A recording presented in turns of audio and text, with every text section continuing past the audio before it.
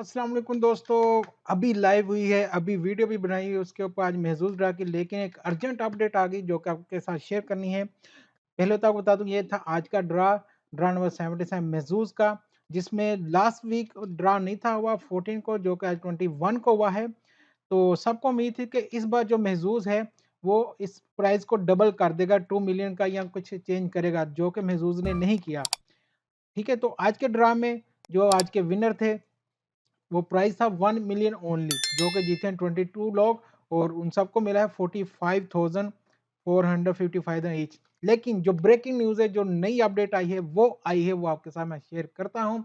वो है जी, next week के लिए ग्रैंड प्राइज़ में जो इज़ाफ़ा हुआ है, जो 2 मिलियन हो गया है, प्राइस अपडेट होके पहले 1 मिलियन था, अब है वो 2 मिलियन। 2 मिलियन नेक्स्ट ड्रा होगा 28 को।